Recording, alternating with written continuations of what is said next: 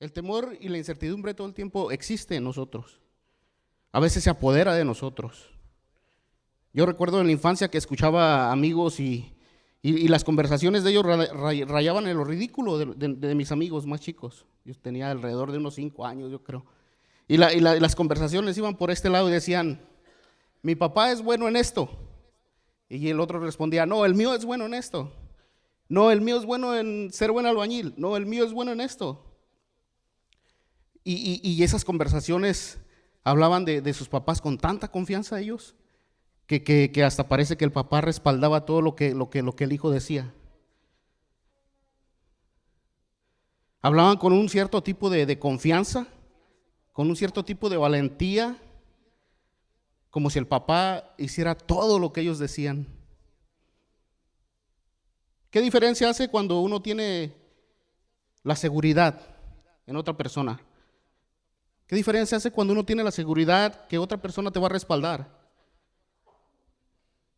¿Qué diferencia hace cuando parece que tiras la toalla y dices, oh, yo sé que si le digo a esta persona no me defrauda? Tienes en mente al ser alguna cosa y dices, ya sé con quién confiar. Y dices, y te acuerdas de él y ves a esa persona y dices, bueno, voy a hacerlo. Yo estoy convencido que si a él le platico, él me va a ayudar. Pase lo que pase. ¿Cómo enfrentarías tus problemas? ¿Cómo enfrentarías tus luchas? ¿Cómo cambiaría la forma de ver las circunstancias de tu vida? El pasaje que nos toca hoy, vamos a mirar 3 jóvenes en el capítulo 3 de Daniel, si quieren buscar en sus Biblias. Capítulo 3 de Daniel, vamos a ver 3 jóvenes que su devoción y su vida son un ejemplo. Cómo podemos ser valientes y vivir de manera distinta en nuestra cultura. Se puede vivir de manera distinta en esta cultura. La cultura nos dice esto, pero la vida cristiana nos dice no es así. Capítulo 3 de Daniel, los voy a invitar que hablen sus Biblias y me sigan con sus vistas. El rey Nabucodonosor hizo una estatua de oro, cuya altura era de 60 codos, 27 metros, y su anchura era de 6 codos. La levantó en el llano de Dura, en la provincia de Babilonia. Entonces el rey Nabucodonosor mandó reunir los sátrapas, prefectos y gobernadores, los consejeros, tesoreros, jueces, magistrados y todos los gobernantes de la provincia para que vinieran a la dedicación de la estatua que el rey Nabucodonosor había levantado. Se reunieron pues los sátrapas, prefectos y gobernadores y consejeros, tesoreros, jueces, magistrados y todos los gobernantes de la provincia para la dedicación de la estatua que el rey Nabucodonosor había levantado. Y todos estaban de pie delante de la estatua que Nabucodonosor había levantado. Entonces el heraldo proclamó con fuerza: se les ordena a ustedes, pueblos, naciones y lenguas, que al momento que oigan el sonido del cuerno, la flauta, la lira, la arpa, el salterio, la gaita y toda clase de música, se postren y adoren a la estatua de oro que el rey Nabucodonosor ha levantado. Pero el que no se postre y adore será echado inmediatamente en un horno de fuego ardiente. Por tanto, en el momento en que todos los pueblos oyeron el sonido del cuerno, de la flauta, de la lira, el arpa, el salterio, la gaita y toda clase de música, todos los pueblos, naciones y lenguas se postraron y adoraron la estatua de oro que el rey Nabucodonosor había levantado. Nabucodonosor ha hecho una estatua, queda claro, ha hecho un decreto para adorar la estatua, en los versículos 1 al 7, manda hacer esa estatua que la puso en el valle de Dura, afuera en el valle de Dura, después de que Daniel le dice cuál era el significado perturbador de Nabucodonosor. Es como si Nabucodonosor no le pone mucha atención y manda de inmediato a hacer una estatua. El versículo 1 dice que de 70 codos, más o menos para nosotros es unos 98 pies de altura y 10 pies de ancho. Les dijo que la colocaran en el valle de Dura, allá a las afueras de Babilonia. Manda a hacer una reunión. Como su imperio es de un gobierno absoluto, nadie puede oponerse. Reúne a los alcaldes, gobernadores, secretarios, tesoreros y jueces, y su ejército no podía faltar, dice. Es una junta de gobierno no para discutir negocios, no para presentar propuestas de gobierno, sino para la inauguración de una estatua. ¿Van a inaugurar una estatua? Por lo general aquí cuando hacen una junta de gobierno o cosas así, mandan a los noticieros lo que va a suceder, el anuncio que el gobierno va a presentar. El presidente va a dar un anuncio y mandan traer a los noticieros juntan a todos para discutir las cosas. Nabucodonosor usa un heraldo, usa un queruso, alguien que grita a viva voz en las calles. Y el anuncio de Nabucodonosor es que cada vez que oigan los instrumentos de música deben arrodillarse y adorar la estatua de oro que hizo el rey, y el que no lo haga será arrojado inmediatamente al fuego. Lo que podemos ver que aquí no hay libertad de expresión, no hay esto que existe en la pregunta que consiste ¿qué es la libertad de religión? A todos los que han hecho el examen de ciudadanía les preguntan eso. ¿Se puede practicar religión o no se puede practicar religión? Aquí no hay eso. No hay democracia. En otras palabras, no existe la opción de que si quieres o no quieres. Aquí lo haces, dice Nabucodonosor, o te arrojamos. Lo que quiere dejar bien claro Nabucodonosor es que él, lo que quiere dejar bien claro Nabucodonosor es quién es él. Ustedes pueden imaginar a Daniel después de que se le reveló el sueño, a Nabucodonosor la humillación que pasó de postrarse frente de Daniel, y encima de eso, encima de su gobierno, manda a hacer una estatua, como dando a entender quién es él, quién es el que mueve las cosas ahí. No porque le dio a Daniel ciertas cosas, esos presentes, no porque le dio a Daniel reverencia, quiere decir que Nabucodonosor está acabado. No está acabado. O no porque le di a Daniel esto, mi gobierno sigue siendo poderoso, les dice, representado en esa estatua. Nabucodonosor quiere dejar bien en claro que miren su poder, reflejado en la imagen. En otras palabras, quiere que quede bien en claro quién es el del poder. Quiere que quede claro quién mueve las fichas. Quiere que quede claro quién decide cuándo y a qué hora se dice lo que se tiene que hacer. Muestra su poder.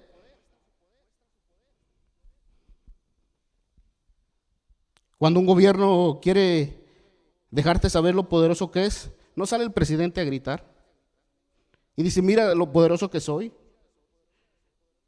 sino el gobierno mide su poder en lo que posee. ¿O no es así?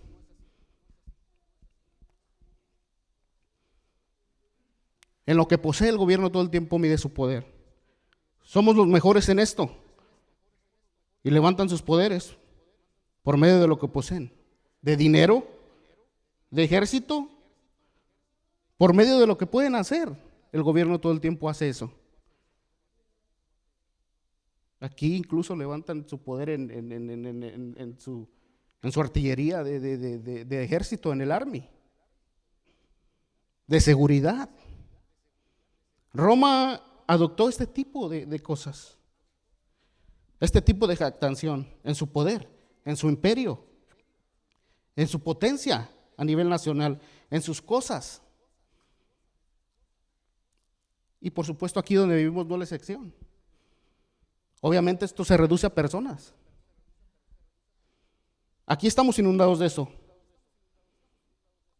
Si una persona tiene seguridad, tiene muchos bienes, todo el tiempo deja ver por medio de su capacidad de tener. Y no estoy diciendo que los que tienen más es malo o bueno, pero muchas de las veces las personas que tienen mucho y dejan de ver su poder en lo que tienen. Está la historia de un papá con su hijo que compró una camioneta, no sé si las conocen, EcoBus. unas de las Foro, de las EcoBus. Y le dijo, ¿para qué ocupas eso tan grande? Y el hijo respondió, es que tú no sabes, le dijo, puedo ahorrar gasolina. Y cuando ocupo dar recio, nomás le aprieto y le aprieto un botón y arranco recio. Para que miren cuántos caballos de fuerza trae esta camioneta.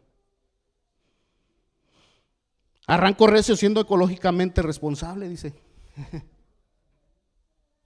Muestra su poder. Y es obvio aquí, versículos 7 al 13. Versículo 8, sin embargo, en aquel tiempo algunos de los caldeos se presentaron y acusaron a los judíos. Hablaron y dijeron al rey Nabucodonosor, oh rey, vive para siempre. Usted, oh rey, ha proclamado un decreto que todo hombre que oiga el sonido del cuerno, de la flauta, de la lira, del arpa y del salterio, la gaita y toda clase de música se postre y adore en la estatua. Y el que no se postre y adore será echado al horno de fuego. Pero hay algunos de los judíos, dice, quienes usted ha puesto sobre la administración, la provincia de Babilonia, es decir, Sadrach, Mesad y Abed-nego. Estos hombres, oh rey, no le hacen caso, no sirven a su Dios, no adoran a la estatua de oro que ha levantado. Entonces Nabucodonosor, enojado y furioso, dio la orden de traer a Sadrach, Mesad, Abed-nego. Estos hombres, pues, fueron conducidos ante el rey. Es obvio que cuando el pueblo escuchó el sonido de las trompetas, flautas y los demás instrumentos de música, se arrodillaron para adorar la estatua. No más que con el problema, nos dice el texto, que había ahí uno de los caldeos o de un pueblo semita que fueron y le dijeron al rey que su decreto estaba siendo desobedecido. Siempre que una persona decide vivir de manera diferente a los demás, hay gente que te ve. Hay gente que nos ve. Si tú decides y dices, bueno, yo no voy a hacer tal cosa porque creo que está moldeando mi vida. Y en otras palabras, estoy adorando a otras cosas. Y decides y dices, ya no voy a salir con X persona. O ya no voy a dejar X vicio. Ya lo voy a dejar. Siempre hay alguien que te mira y que te acosa. Siempre hay alguien. Muchas veces te dicen, no lo puedo creer, ¿a poco sí? Muy salsa, te dicen. ¿A poco has decidido no hacer esto? Ya te veré, ya te veré. Aquí te veremos, te dicen. O incluso tú mismo te dices, no creo que pueda dejar de hacer esto. Y vives temiendo regresar arrodillado a tal cosa que deforma tu vida. Para los que queremos ser fieles a Dios, no faltará quien nos acuse en base a esta fidelidad al Señor. Y si nadie nunca nos ha acusado, debemos de preguntarnos si esta fidelidad existe en nuestra vida. Versículo 11 dice, el que no se postre y adore será echado al horno de fuego ardiente. Vieron a estos judíos, vieron su forma de vivir, que no se arrodillaban en ningún momento, y le dijeron, unos de estos judíos que tú mismo pusiste como funcionarios, tú mismo los pusiste, Nabucodonosor, como funcionarios importantes de Babilonia, están dando un mal ejemplo. Te desobedecen y no adoran ni a los dioses, ni a la imagen que levantaste.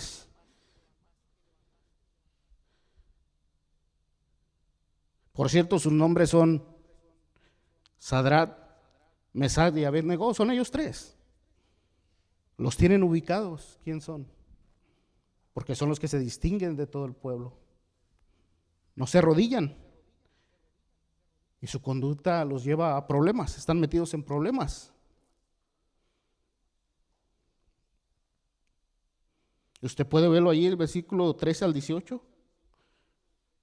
El versículo 14 habló Nabucodonosor y les dijo, Es verdad, Sadrach, Mesach y Abednego, que no sirven ni a mis dioses ni adoran a la estatua de oro que he levantado. ¿Es verdad?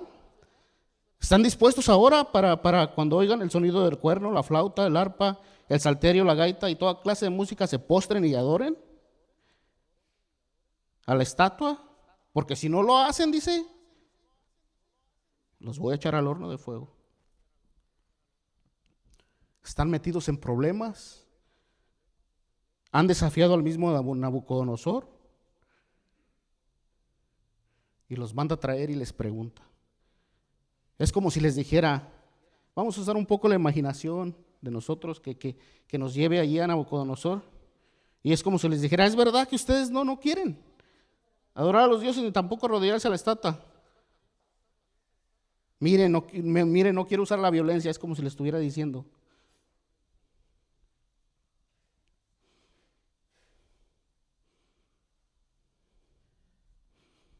No quiero usar la violencia.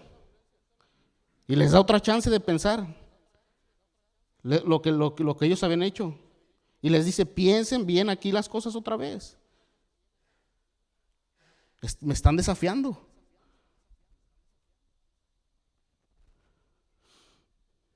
Después de todo, otra vez a Nabucodonosor lo están viendo sus gobernantes, su gabinete, y les vuelve a repetir lo mismo. Entiendan que cuando suene la flauta, las trompetas, etcétera, etcétera, deben arrodillarse. Ustedes se imaginan cuando uno le habla a sus hijos, le dicen, entiende que cuando no está enojado, te lo hagan de cuenta Nabucodonosor, entiendan que cuando suene la flauta deben arrodillarse. Si no lo hacen, saben lo que va a pasar. Serán lanzados al horno de fuego y ningún Dios los puede salvar de mi castigo. Puede que los judíos no hayan sido sujetos de una persecución sistemática en ese tiempo y generalizada durante el gobierno de Babilonia y Persia, pero en ocasiones se sintieron fuerte esta presión, como la que vemos aquí, donde están metidos estos tres jóvenes. Y son jóvenes, ¿se han dado cuenta que son jóvenes? Son chavos, dice uno. ¿Nosotros hemos estado en problemas alguna vez por nuestra fe? Como estos tres jóvenes. ¿Qué problemas se enfrentan los cristianos el día de hoy? Bueno, puede haber diferentes problemas que enfrentamos, como la familia cuando le dice a un joven que ya no puede ir a la iglesia con esas personas.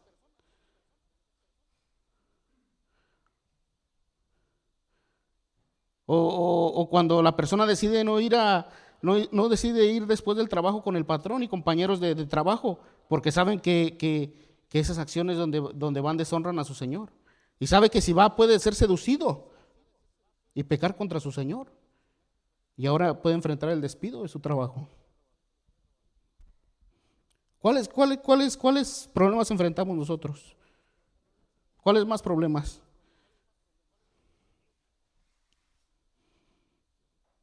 Porque hay momentos en nuestra vida que van a definir nuestra lealtad.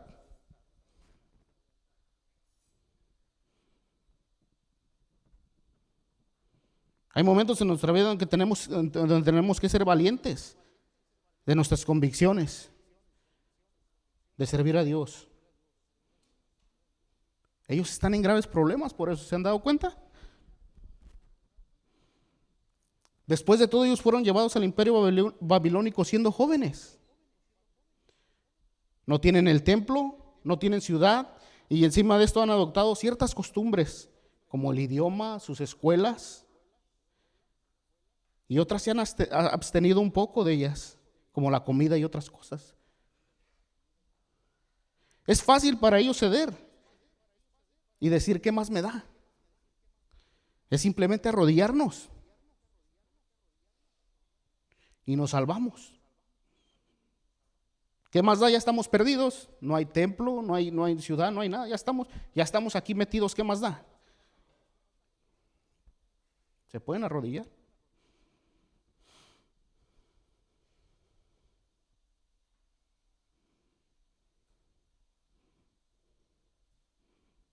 Pero está la otra cara de la moneda. También sus padres les han contado cómo Dios actuó en medio de la esclavitud, cómo Dios juzgó a los dioses egipcios, cómo caminaban en el desierto,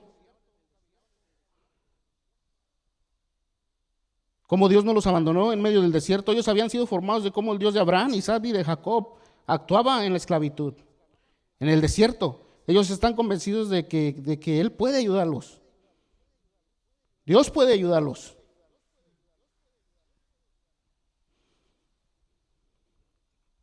Nuestro Dios nos puede ayudar. No se limita ni al lugar,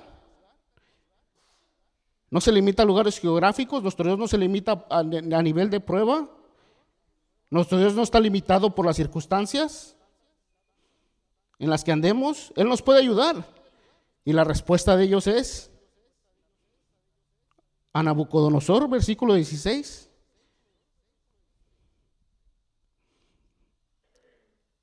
Su respuesta dice en el versículo 16 que Sadrach, Mesach y Abednego le respondieron al rey Nabucodonosor: no necesitamos darle una respuesta acerca sobre esto, acerca sobre este asunto.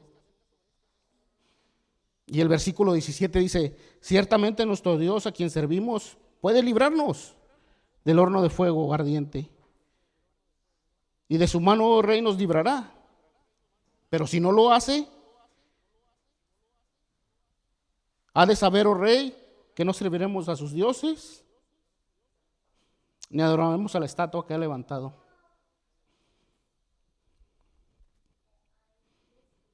No es necesario que te demos una explicación, le dicen,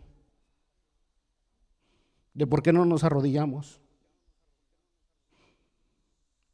El Dios a quien servimos, Él puede salvarnos de su castigo y del horno de fuego. No necesitamos responderte.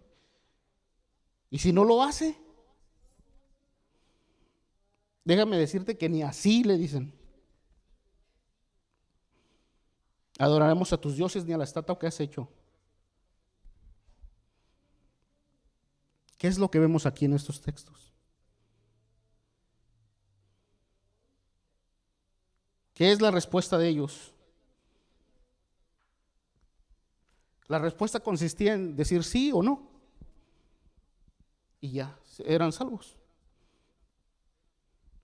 Pero la respuesta de ellos es más que decir sí o no. La respuesta de ellos conlleva lealtad.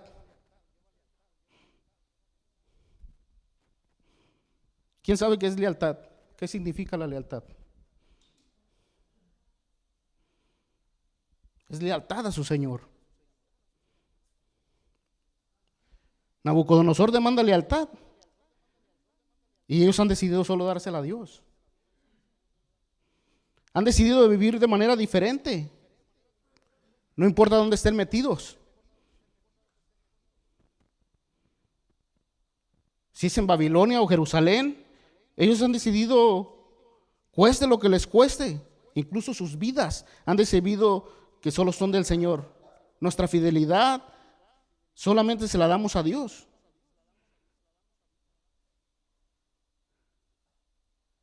Nuestra fidelidad a Dios no está fundamentada en nuestra fortaleza o capacidad de resistencia de nosotros, sino en la seguridad y en la certeza de que Dios es de quién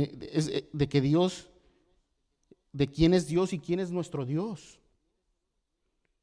Y no hay otro que se iguale a Él. No hay otro Dios que se iguale a nuestro Dios.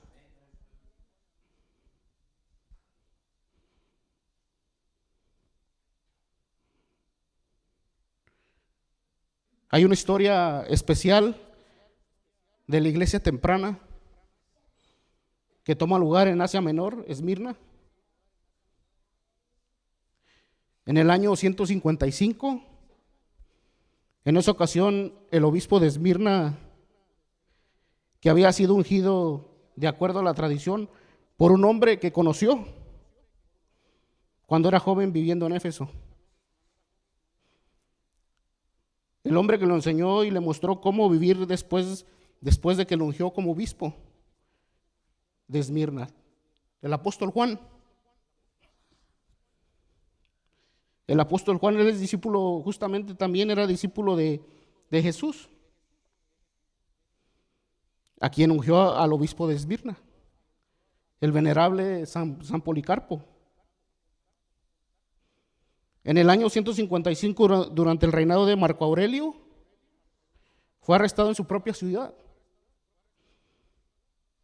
Y lo trajeron ante el procónsul, que en aquel tiempo era Cuádratas, representando al imperio. Policarpo enfrentaba la acusación de ir contra el imperio, de traer gente y de hacer una clase de proselitismo en contra del gobierno, decían ellos, gente al cristianismo, y ponerlos en contra del imperio, de la religión y en contra del culto al emperador. Dice la tradición que Policarpo esperó pacientemente en su casa, sabiendo que su arresto sucedería.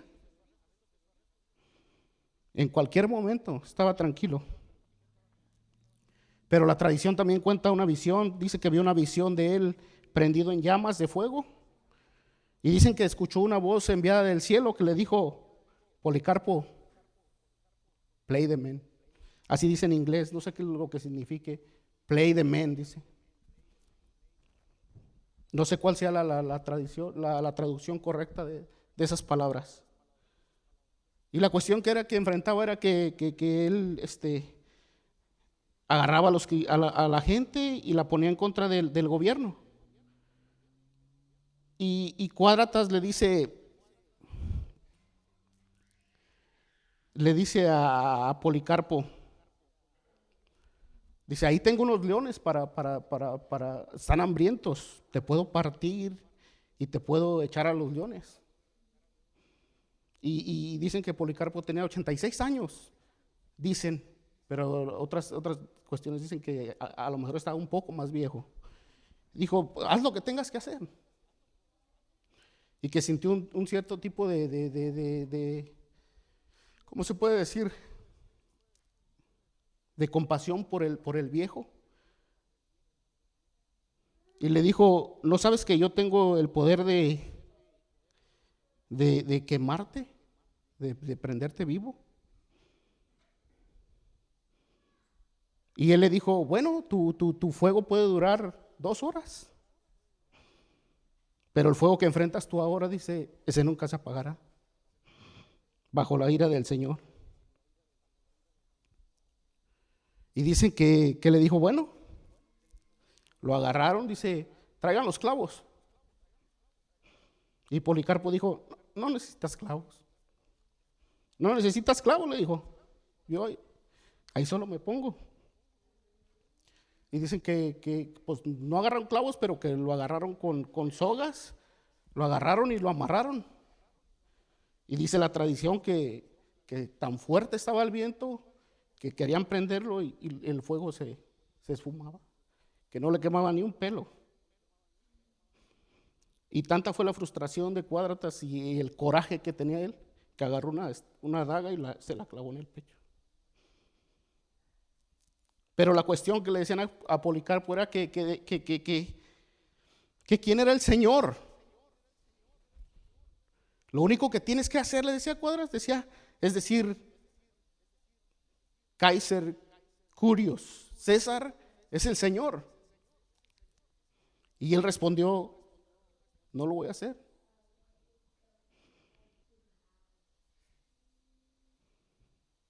No lo voy a hacer. Dice: 86 años he servido a mi Señor y no me ha hecho ningún daño. ¿Cómo lo voy a defraudar ahora? ¿Cómo lo voy a defraudar? Lo único que tenía que hacer es decir: César es el Señor. Porque en la era primera del cristianismo, cuando no existía ni el credo apostólico ni ningún credo, el credo de los cristianos era Jesús, oh Señor. Y estaban enfrentando ese problema con Roma y la persecución de ellos. Y le decían: ¿te pones del lado de los ateos? Así les decían a los cristianos. ¿O te pones del lado del Dios de César? Digo, me voy al lado de los ateos, de los cristianos. Así les decían a los cristianos, ateos, porque no creían en el Dios del Imperio Romano. Y eran ateos en ese tiempo para ellos. Y Policarpo pues murió por su fe. Fue diferente al caso de estos 3 jóvenes. El respaldo del Señor en el caso de Sadrach, Mesach y Abed-Nego llegó. Nabucodonosor furioso los arroja al horno de fuego, que estaba excesivamente caliente de lo normal. En el transcurso que los lanzaron, se murieron los que los lanzaron.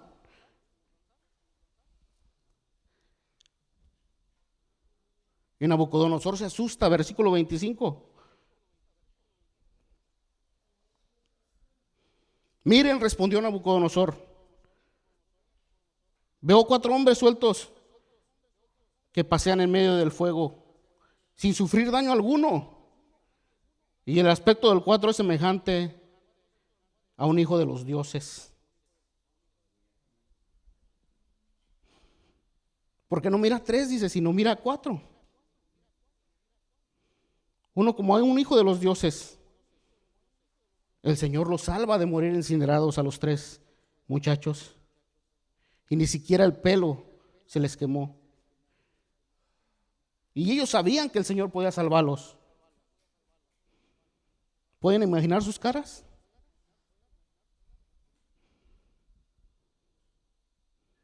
Babilonia no era tan bueno para ellos, pero sabían que su Dios estaba en control. Babilonia no era tan bueno para ellos, pero sabían que el Señor estaba en control de su exilio.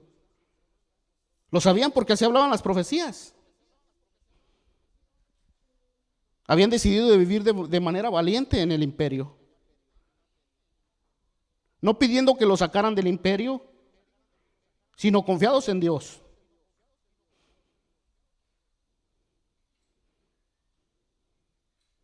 Confiados en Dios, que en medio de Babilonia está Dios. Y nada por encima de Nabucodonosor, nada por encima del rey, nada por encima de Babilonia, está por encima de Dios. Tú vas a ser confrontado una y otra vez. Nuestra fe va a ser desafiada una y otra vez. ¿Cómo vamos a responder? ¿Cómo hemos decidido vivir hoy? ¿Cómo vamos a responder hoy? En medio de las pruebas y dificultades. ¿Cómo vamos a responder en medio de nuestras pruebas y dificultades? Quiero que sepan que cuando hemos decidido vivir de manera diferente, lo que va a suceder es que Dios te va a respaldar. Cuando dices, quiero obedecerte, Señor, aquí está mi vida, el Señor te va a respaldar. El apóstol Pablo dice, no se amolden a este siglo, transformen su mente y renuévenla. Renueven su alma para que experimenten la voluntad de Dios. La voluntad de Dios es buena y agradable. Porque déjame decirte que es mejor ser consumido resistiendo la putrefacción del sistema de este mundo con el Señor, que estar de acuerdo con la malicia y estar en paz sin el Señor.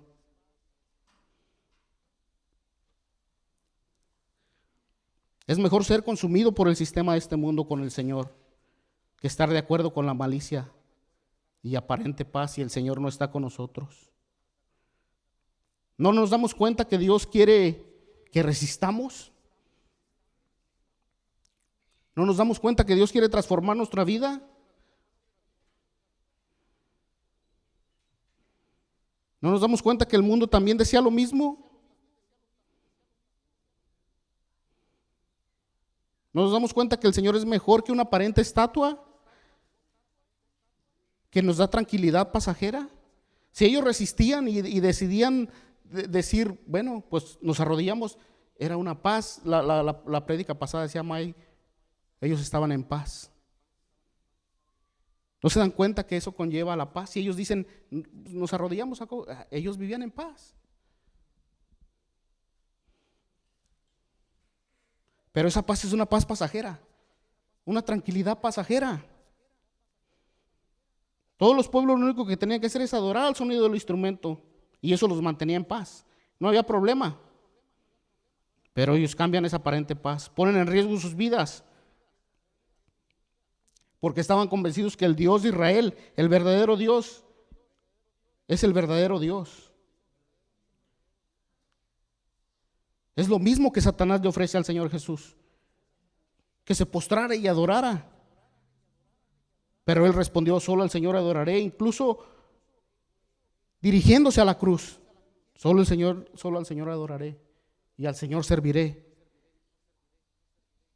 Entonces, ¿qué nos toca a nosotros? ¿Qué desafíos tenemos en nuestra vida? ¿Qué desafíos tenemos en nuestra fe? El Señor nos respalda al momento que decidimos vivir de manera diferente al sistema de este mundo. No se amolden a este siglo, dice el apóstol. Vivamos con valentía. Siempre va a existir quien quiera nuestra lealtad, a quien no le postremos, pero el Señor te dice: aquí estoy, que nunca te he hecho mal. Aquí estoy, yo te he dado a mi Hijo amado. Aquí estoy, ahora tienes mi espíritu. Mi espíritu vive en ti, aquí estoy, que he resucitado de los muertos.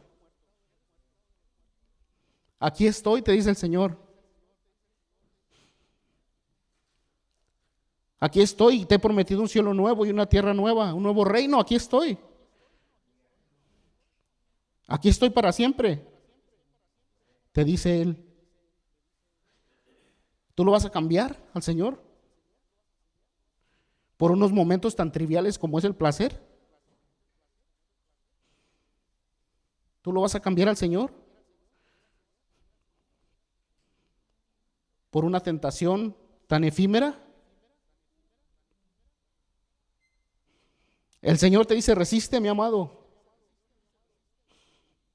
porque yo he vencido al mundo, porque yo estoy contigo.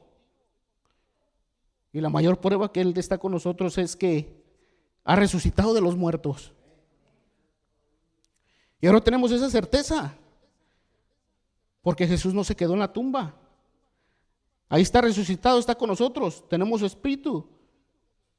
¿Por qué lo tenemos? Es por su resurrección. Podemos vivir con valentía por su resurrección. Esperanza de que esto no es el final, es por su resurrección. Esa es la seguridad que tenemos. Ese es el respaldo que nos da nuestro Dios.